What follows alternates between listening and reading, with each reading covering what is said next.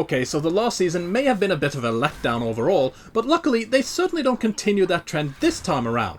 Or there's still a few less than stellar moments and the odd throwaway episode here and there, but compared to the previous outing, this one is far, far better. The biggest reason for the improved quality this time around is the renewed focus on a much more interesting, more intricate, overarching storyline. Sure, there are still instances where it's put on hold for a bit, but not nearly as many, and even when that does happen, we still usually get at least some nod to or acknowledgement of the grander story. In essence, there's just not as much faffing around this season. What exactly is this season about though? Well, if you recall, the last season ended with Clark throwing some Kryptonian crystal into the snowy landscape he got transported to by said crystal, and wouldn't you know it, it turns out that this is how Clark's legendary and fairly iconic Fortress of Solitude gets created. This is really only the tip of the ice, or should I say Crystalberg though, as this fortress certainly comes into play a few times, but it's mostly used as a way for Clark and Jor-El to communicate, and for the former to gain certain insights and or get various means of assistance from the latter, usually in the form of some kind of a deal. The first such deal actually happens almost immediately, as Clark wasn't the only one transported to this fortress.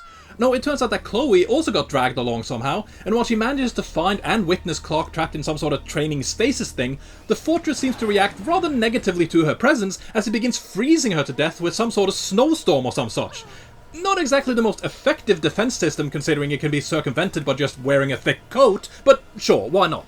Either way, Clark somehow manages to hear Chloe's pleas for help as he breaks out of his training cone thingy, much to Jor-El's disapproval. He does agree to let Clark get Chloe to safety though, as long as he promises to be back before sunset or suffer the as of now unknown, but apparently dire consequences. He obviously agrees as Chloe finally reveals her knowledge of his powers, and they both zoom off to some remote mountain hospital. After sharing the last remaining details of his true nature with Chloe, Clark sees a news report about Smallville and zooms back home to help. This eventually leads him to learn that the meteor shower not only concealed a spaceship, but that said spaceship also contained 2 passengers who have been causing all sorts of death and destruction since they landed. Why are they doing this? Well, apparently they are looking for a certain individual named Kal-El. Well, they'd hardly be looking for Elton John, would they? Upon tracking down this gruesome twosome, Clark learns that they are apparently disciples of Zod as they offer him the opportunity to join them in their crusade for world conquest. He obviously turns them down, but it seems they were prepared for this eventuality.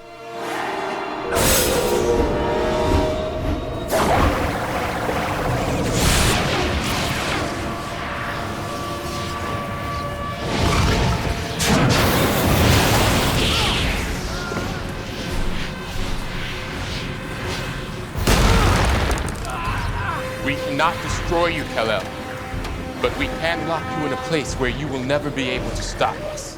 That's right, this season marks the introduction of the so-called Phantom Zone, a fairly iconic space void prison thing used to house the universe's most evil of evil villains. This will become fairly significant as the show progresses, as it does come into play quite a bit, but we'll get to all of that soon enough. For now though, Clark manages to stay out of this zone as he turns the tables on his would-be captors and actually imprisons them instead. While this does put an end to this particular disaster, it also means Clark fails to make it back to the fortress as promised, as he chooses to stay and help Lana instead. This does cause an immediate consequence, just as Jor-El warned, as Clark suddenly finds himself stripped of all of his powers. Clark isn't too worried though, as he actually finds it somewhat of a relief to finally be just a normal human being, but this obviously isn't permanent, and it does turn out to have even more severe consequences than it might initially seem. There is at least one rather immediate benefit to all this though, at least as far as Clark is concerned. He and Lana can finally be together. Yep, it seems we still have to endure a bit more of this constant on-again, off-again nonsense, as Clark and Lana do indeed start a true, serious, and even relatively adult relationship this season. What exactly do I mean by that? That they start filing their taxes together. What do you think? Now, as much as I personally find this particular relationship rather tiring and honestly kind of toxic, I will admit that they actually make it somewhat tolerable and believable this time around. Oh, it does ultimately collapse in on itself completely because, of course it does, but until that point, they actually managed to make these two seem like a genuinely sweet and believable couple. I still think it would have been preferable to just move past this doomed romance once and for all, but at least what we get here isn't absolutely dreadful. Like I said though, they don't exactly stay together forever, as Clark does eventually get his powers back, meaning all their usual issues also return. Lana wants Clark to be honest, he deflects and or lies to keep his secret safe, she gets fed up, and we all sigh in absolute exasperation at how formulaic, repetitive, and just plain stupid this has gotten. I mean, if Clark genuinely believes he and Lana belong together, then why not share his secret with her? It just doesn't make sense to keep lying to her like this if he actually does love and trust her. It seems Clark actually agrees with this though, as he finally decides to not only tell Lana everything, but to also propose to her. While she does eventually accept and everything seems fine, Lana actually ends up dying in a car crash shortly afterwards, arguably as a result of a somewhat drunken Lex scaring her off, at least partially. Okay, maybe that one needs a bit more of an explanation. You see, another element of this season is the fact that Lex and Lana actually start working together on figuring out the secrets of the Kryptonian spaceship. Lana did see both the ship and its inhabitants with her own eyes after all, and while Lex initially hides the fact that he somehow managed to obtain and hide away said ship, he eventually reveals the truth to Lana and partners up with her to unlock its mysteries. Well, I say partners, but Lex still holds back a few things every now and then, and I'm not sure Lana actually does anything at all to help. Then again, Lex is mostly cluing her in because of his feelings for her. Yeah, as if the whole Lana and Clark thing needed any more complications, it turns out that Lex is actually in love with Lana as well. This was somewhat hinted at least the previous season, but this time around, there's no tiptoeing. Lex flat out makes a pass at Lana. Oh, he does deny having these feelings for a long time, but the truth eventually comes out, and when it does, it actually doesn't seem like Lana minds. At all. Okay, so this is kind of a tangent on top of a tangent, but the thing is that by the time Lex actually makes his move, Lana and Clark are no longer together. As such, she actually reciprocates Lex's affections, and while they don't really end up together right away, they definitely get much closer, something that gets explored even more in the next season. Back in this season though, Lana and Lex do at least work together quite a bit, which brings us to the episode where she dies, and yet another tangent. Another plotline this season has to do with Lex running for state senator against none other than Jonathan Kent. That's right, while Lex is initially running against an old friend of Jonathan, he eventually gets discredited and drops out, making Jonathan decide to take up the mantle himself. This does lead to a fair few dramatic and memorable moments, one of which is rather pivotal for the series overall, but let's just stick to the election results for now. As you might expect, Jonathan does indeed end up winning, which seems to upset Lex quite a bit. After getting a call from him, Lana decides to pay him a visit and attempt to console him, which leads to the aforementioned car crash. You see, this all happens just after Clark and Lana get engaged, and as such, Lex spots Lana's ring while she's comforting him. Refusing to believe she'd accept a proposal from Clark without having learned something about him, Lex becomes rather threatening and causes Lana to run off in terror, and well, that's when the unthinkable happens.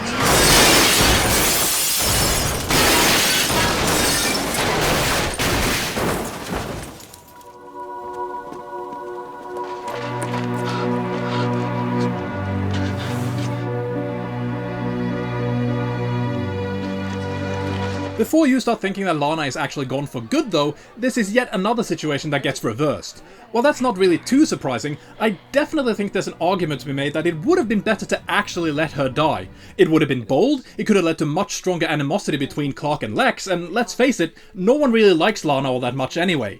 No, she's not a terrible character, but rarely if ever does she actually add all that much, and what she is used for is generally considered quite pointless and annoying. It's kind of a missed opportunity, to be honest. Regardless, Lana does indeed return, as Clark, absolutely devastated by this loss, goes to and pleads with Jor-El to bring her back. He warns Clark that the universe has a way of balancing things out, meaning that even if Lana is brought back, someone else will perish in her stead. This is apparently also something he can only do once for some unexplained reason, so Jor-El urges Clark to consider his options very carefully. Clark remains undeterred though, as Jor-El reluctantly agrees and somehow reverses time to the point right before Clark proposed to Lana. This time around though, Clark obviously chooses not to propose, ultimately leading them back to their status quo of deception and mistrust, as Lana decides they need a break. As you might expect though, this break does become a permanent breakup soon enough, not only because of the aforementioned blossoming of Lana and Lex's relationship, but also because of a certain choice Clark makes after being manipulated into cheating on her. In the episode titled Hypnotic, a woman named Simone uses some sort of magical necklace to hypnotize Clark, making him obey her every command. After learning about Clark's powers and seemingly taking a bit of a liking to him, she has Clark call Lana over so she can discover him making out with Simone, whom she also has him claim to now be in love with. Believe it or not though, that's not why Clark and Lana ultimately break up for good. You see, by the end of Hypnotic, Lana does find out that Clark was hypnotized and thus not responsible for his own actions, but as he feels she'd be better off and or safer without him, he claims that it wasn't all because of the hypnosis. As a matter of fact, he goes so far as to do this. Clark, I want you to look me in the eye and tell me that you don't love me.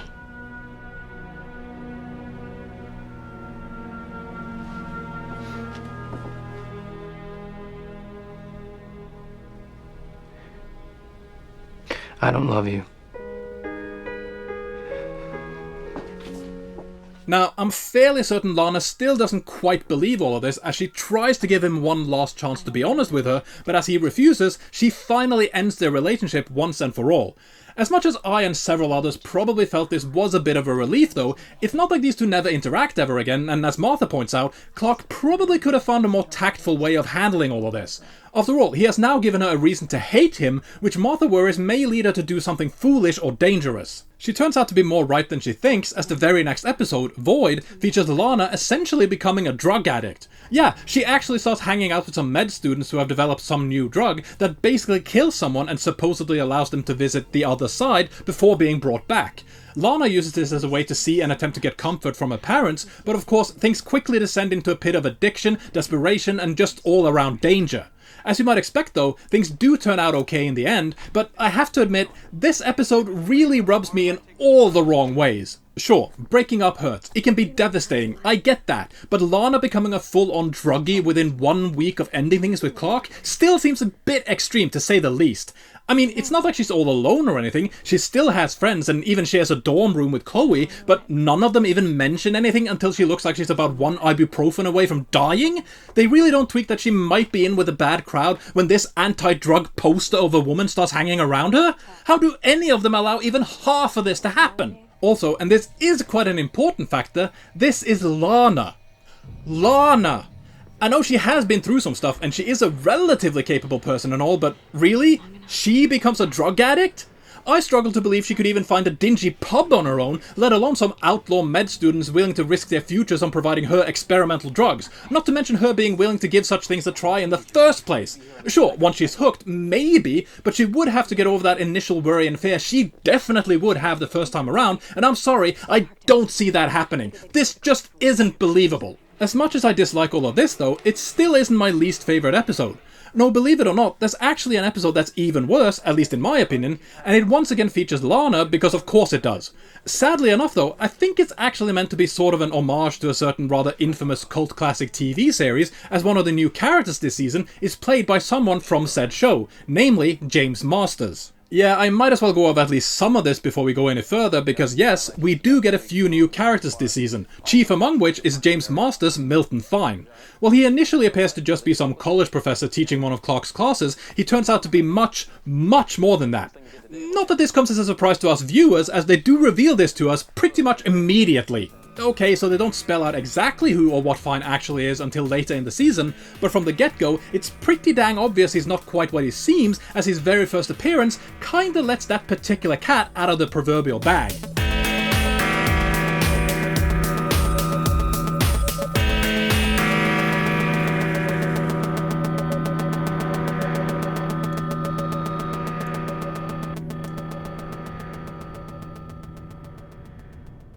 That's right, Fine is actually some thing from the spaceship, but that definitely doesn't make him any less clever or intimidating. Oh, he does initially befriend and even seemingly help Clark and his family, while keeping Lex and his various schemes at bay, but it quickly turns out that this is all part of a much grander plan to free Zod from his imprisonment in the Phantom Zone. Fine isn't just another Zod zealot though, he's actually this show's version of Brainiac. I will, once again, admit to not being overly familiar with this particular character, but I'm fairly sure Brainiac is one of the more well-known characters/villains in this mythos, and generally speaking, he's considered one of, if not the brainiest thing in the universe, hence the name. I'm fairly certain he's even the reason Krypton blows up in certain versions, as he somehow calculates that the biggest threat to Kryptonians are Kryptonians themselves or some such. Point being, he's not someone you want to underestimate. As is proven when he manages to trick Clark into nearly destroying his fortress and freeing Zod. You see, in the episode Solitude, Martha is suddenly inflicted by some weird debilitating disease with seemingly no known cause or cure. After taking a look and seemingly attempting to help, Fine claims this must be the work of Jor-El, which seems plausible to Clark considering he was told someone close to him would die to pay for him being resurrected. Yeah, I didn't really mention this earlier, but that is how Clark gets his powers back after losing them in the opening episode. He dies and is resurrected by Jor-El. As mentioned, he explains that such a thing does have a cost though, as he claims someone close to Clark will have to die soon to pay for his life. This does cause Clark to be more anxious and cautious about letting his loved ones take any sort of risks, also explaining why he so readily believes Jor-El might be the cause of Martha's illness. How or if Fine actually knew about these circumstances are a little less clear, but he certainly succeeds in convincing Clark either way. After he's taken to Clark's fortress though, Fine reveals himself as the culprit behind this whole thing, as he was all just a ploy to free Zod from his imprisonment. Luckily for Clark, he does manage to stop Fine before he can actually complete this plan, as he not only stops the fortress from being destroyed, but said fortress seemingly vaporizes Fine as well. He's not actually quite as vanquished as it may seem though, as Fine does return later on for an even more fiendish plot involving Lex, and this second time around, his plan actually works. We'll get to that in a bit, but for now, let's get back to that episode that started me down this whole Fine tangent in the first place. As mentioned, I'm fairly certain it only, or at least mostly exists purely as kind of a nod to the show and role Masters is more recognized for, as it is all about, what else? Vampires. Yup, it's a blatant Buffy send-up, which wouldn't be so bad in and of itself, but it's just so on the nose, and I'm sorry, even disregarding that, it's just not a very good episode. Not in the slightest. In essence, it's all about Lana trying to join a really, really stereotypical sorority house, as she apparently needs a new place to stay or some such, and wouldn't you know it, they all turn out to be vampires. After Lana gets accepted and initiated, meaning that yes, she does actually get turned into a vampire, Clark obviously gets involved as well.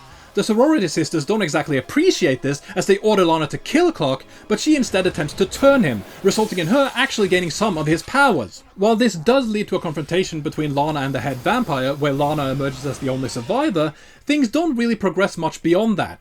Lana's vampirism certainly doesn't amount to much, as Clark reverses it almost instantly using some serum thing that Lex somehow cooks up.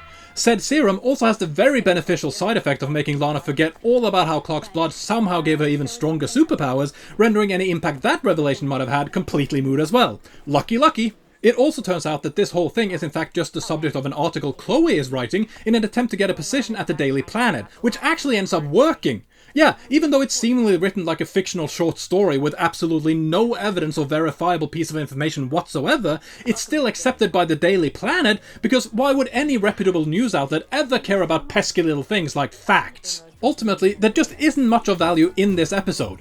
It doesn't further the overall story in any significant way, it doesn't have much in terms of plot, character development or interesting villains, and it just comes across as such an unnecessary and far too obvious nod to the fact that they got the Buffy guy to be part of their show, which doesn't really have any bearing or impact on anything whatsoever in and of itself, but sure, it definitely needed to be referenced. Speaking of new characters, sort of, Fine isn't the only new addition this season. We also get some further developments on the whole League thing established with Bart Allen in the previous season, as we get not one, but two more additions to that potential roster. Well, we technically get three, but the last one is more of an anti-hero type that I don't think is actually an official member of that group, so maybe she doesn't quite count. She is the only one with any sort of costume though, so I still think she should at least get a mention. I am of course referring to Arthur Curry, aka Aquaman, Victor Stone, aka Cyborg, and to a slightly lesser extent Andrea Rojas, aka Vengeance, or the Angel of Vengeance.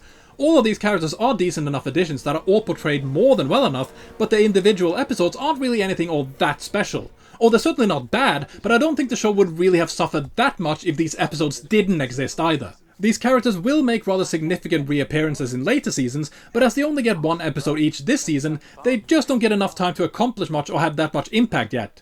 They're still pretty interesting overall, but these initial appearances do feel relatively superfluous and or like they're setting up some shows that never really materialized. At least not until the sort of show within a show thing we get in later seasons. The only real developments these character introductions truly provide actually has to do with Lex and his increasing turn towards the dark side, as it were. Yeah, while there's always been hints of evilness around Lex, and his friendship with Clark is pretty much in tatters at this point, this season is where his true villainy really starts to form. Not only does he risk the lives of both Clark and several of his friends and loved ones on multiple occasions in the vague hopes of finally learning his secret, he also turns out to have a hand in most, if not all, evil schemes this season, as exemplified by these new character episodes. Take the Aquaman ep. There we learn that Arthur Curry is actually in Smallville because of a new underwater weapon LexCorp is developing for the military. While this could be bad enough in and of itself, the real problem Arthur has with it is that this weapon actually uses some sort of sonic sound waves or some such that ends up killing any and all marine life that happens to be in its way. As such, this weapon could result in an ecological disaster if it were to be adopted and deployed by the military, but Lex simply does not care. That's right, Lex actually does get confronted about this by Arthur after he's captured during one of his sabotage attempts. Not only does Lex completely dismiss Arthur's concerns though, he pretty much tortures him and essentially leaves him to die. No really, if not for Clark intervening and saving him, Arthur more than likely would have died and or ended up being experimented on by Lex. Then there's the Cyborg episode, where it's revealed that despite Lex's denial of any knowledge or involvement of this shady project, LexCorp is actually pulling all the strings after all. As a matter of fact, Lex himself is directly involved in attempting to recapture and reprogram Victor, as he plans to have his memory and mind completely erased, effectively turning him into a mindless and obedient drone.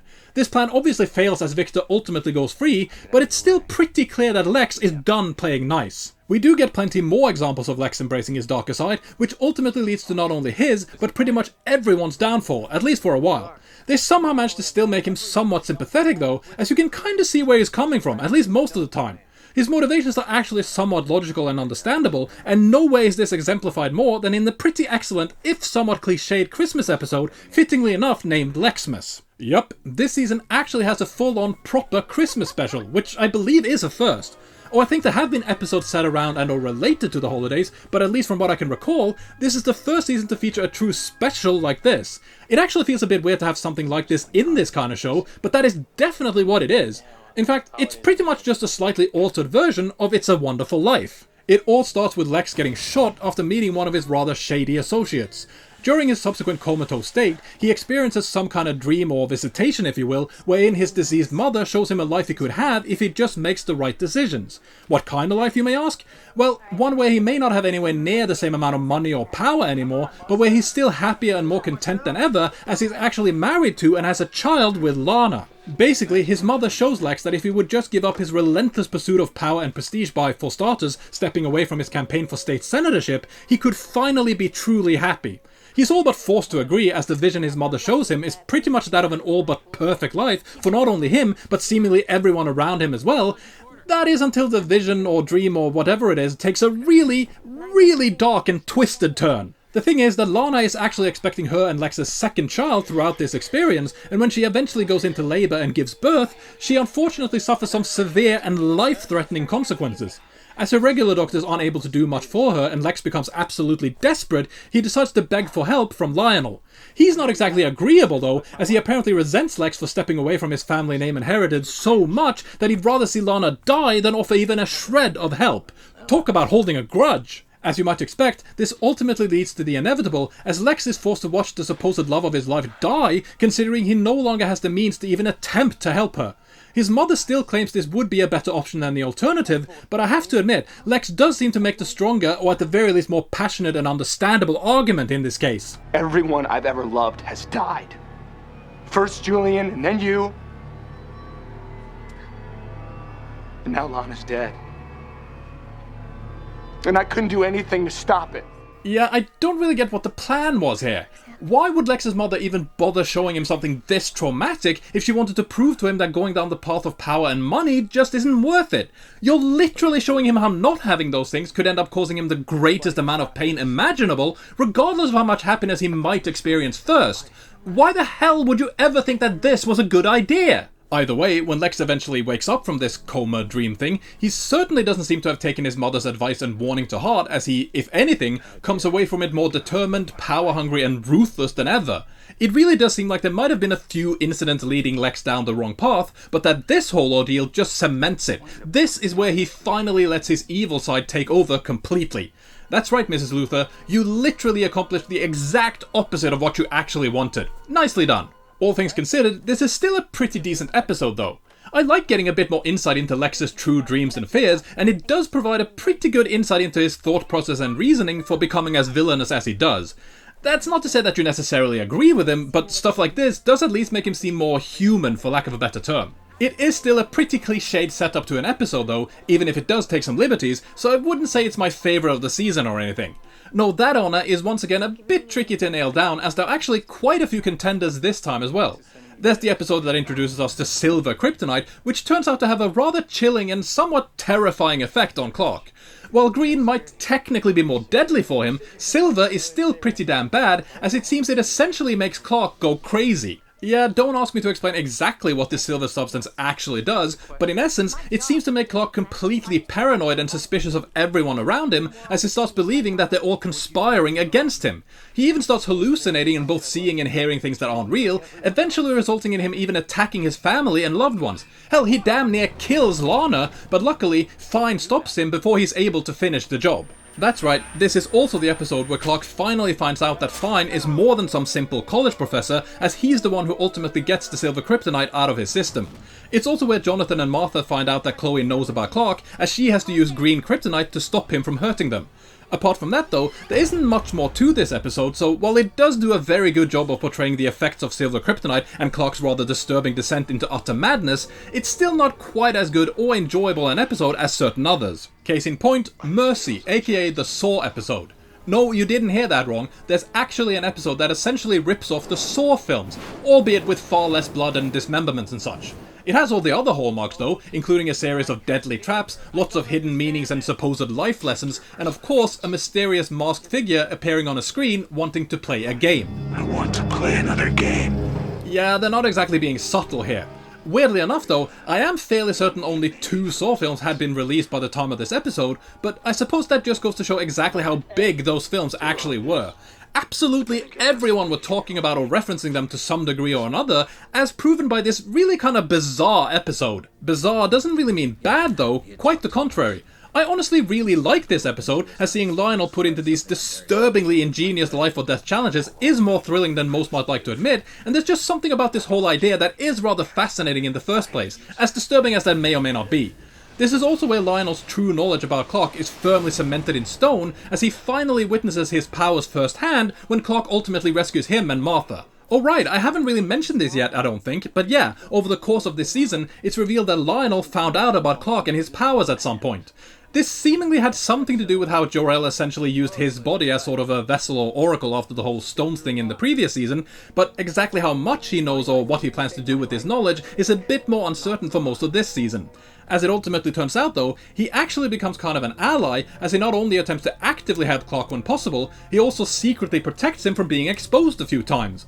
In other words, Lionel and Clark have pretty much the opposite relationship trajectory as Clark and Lex. In any case, I do think the Saw episode is pretty entertaining, but I don't think I can really call that my favourite either. No, my true favourite isn't necessarily even just one episode, but more of a certain event that marks a rather pivotal moment not just for this season, but the entire show. It has to do with Jonathan, and while you may already know where I'm going with this, let's just give those who don't a last chance to catch up and go over some of the events that lead up to it first. As mentioned earlier, this season sees Jonathan joining the political world as he runs against Lex for state senator. This does put him in both the metaphorical and even literal crosshairs a few times, but he not only dodges every bullet fired at him, he actually ends up winning the entire election. Unfortunately, he doesn't really get to enjoy his victory for very long. You see, just after his victory is announced, Jonathan receives a phone call that turns out to be from Lionel. It seems he wants to discuss a potential partnership of sorts as they meet in the Kent barn, where Lionel presents Jonathan with some piece of paper or picture that presumably shows Clark using his powers or some such. This distresses and upsets Jonathan to no end as he punches Lionel and demands that he gets off his property, and then, well, it's time to say goodbye. Dad?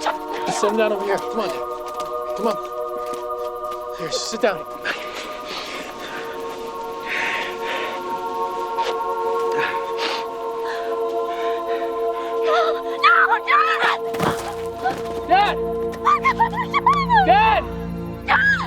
No, I'm sorry, this is not a fake out. Jonathan actually dies. Now, this may or may not be that big of a surprise to some in and of itself, as Pa Kent does traditionally die at some point, but unless you just don't care, this still hits the feels pretty dang hard. At least eventually. Yeah, I'm not trying to be all manly man or a dick about this or anything, but in all honesty, the actual death of Jonathan and the, even just for this show, rather cliched rainy funeral scene that follows aren't really what ends up getting the biggest reactions, at least not from me. Oh, it's definitely sad, but as it happens at the very end of an episode, it doesn't really have the chance to hit as hard as it could. No, the true impact isn't really felt until the following episode. You see, the viewers aren't the only ones who might be reeling from this development, as the next episode sees Clark basically refusing to acknowledge his pain. He won't even touch any of his father's belongings, refusing to even look over his clothes or wear his watch. When said watch gets stolen though, he does everything in his power to track down the robber and get it back, which is how he meets up with Andrea Rojas working as the Angel of Vengeance. While they do eventually track down the robber, it unfortunately seems he already got rid of Jonathan's watch, which causes Clark to damn near kill him. Just before he does though, he's snapped back to his senses by what he later claims is the voice of Jonathan, but the robber still dies as Andrea takes over and kills him instead. It's a bit of a long story, but she had her reasons. In any case, while the robbery might be cleared up, Clark is still short a watch, but luckily he has a very tenacious and resourceful friend named Chloe. Somehow, she actually manages to track down Jonathan's watch and give it back to Clark. I feel my wings have broken in your hands. I feel the words unspoken inside. As he finally enters the acceptance stage, puts on the watch and returns home for a true gut-punching tear-jerker of a scene. This young man's a man of steel! Look at him! Make one more turn. Going. Thought I'd show our son the back 40. After all, it's all gonna be his one day, right? Park way by to mommy, son.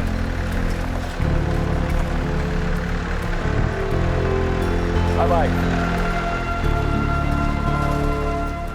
Yeah, I'm sorry, if you watched that and didn't at least choke up a little, then I suppose you're just not as invested in this as I am. Or you're emotionally dead, one or the other.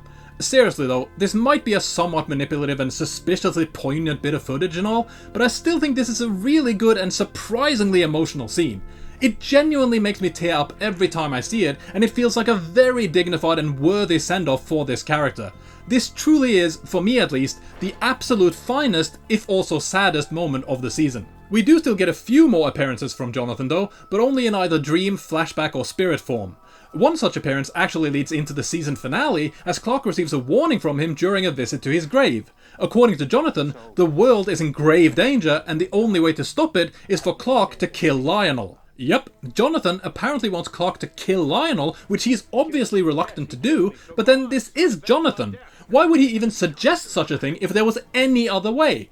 Well, maybe because this actually isn't Jonathan, it's Milton Fine. I told you he'd be back. The thing is that after Fine initially disappears, he seemingly takes the spaceship with him. Lex being Lex though, he refuses to let him get away that easily as he begins scouring the globe for both Fine and the ship, as he eventually finds them both in the Honduran wilderness. What exactly is Fine doing there?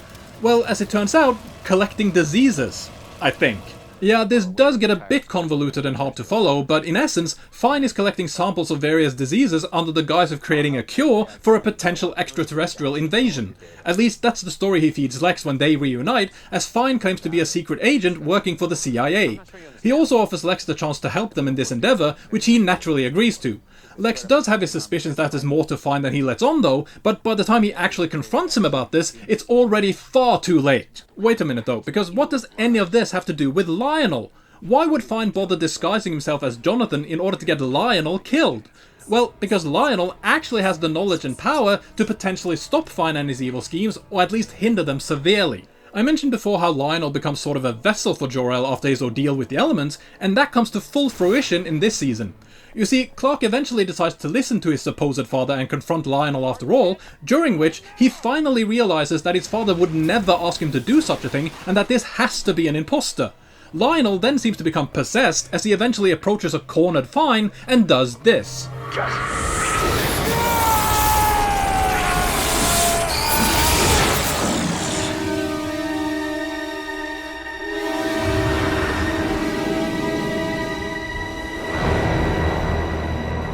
While Lionel isn't quite sure exactly how he did whatever he just did, he knows Jor-El is responsible.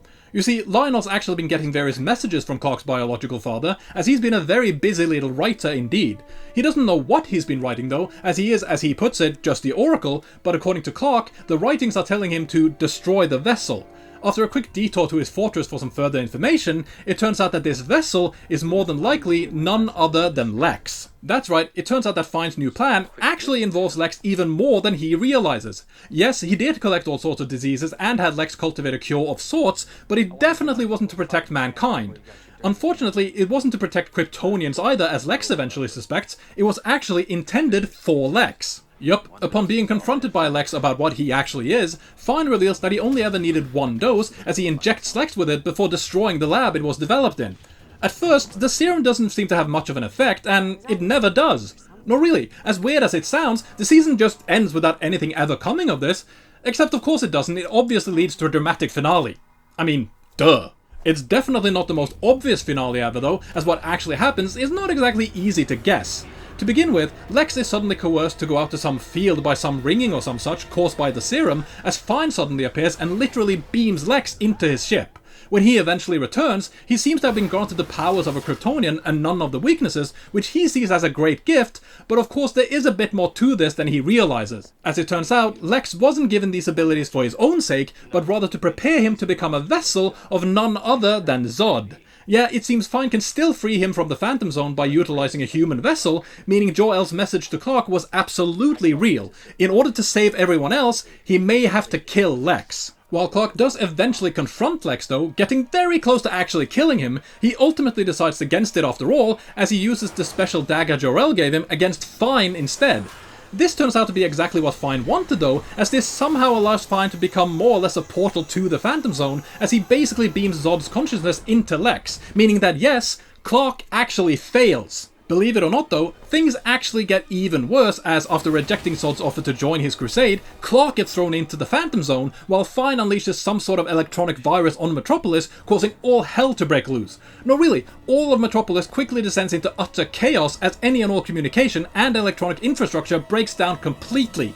The streets also start devolving into a mass of looting, rioting and panic, which I hesitate to believe would actually happen to this degree this quickly in a situation like this, but whatever, it does happen here. As Chloe and Lionel are seen being attacked while attempting to get out of the city, Zod as Lex has made his way to the top of the Daily Planet, as Lana suddenly turns up as she and Lex agreed before Zod took control of him. After Lana promises to stand by Lex's side, not realizing he's not himself, Zod kisses Lana as we see the city burn beneath them, while Clark, still trapped in the Phantom Zone, floats away into the vastness of space. Yeah, this definitely could have gone a lot better.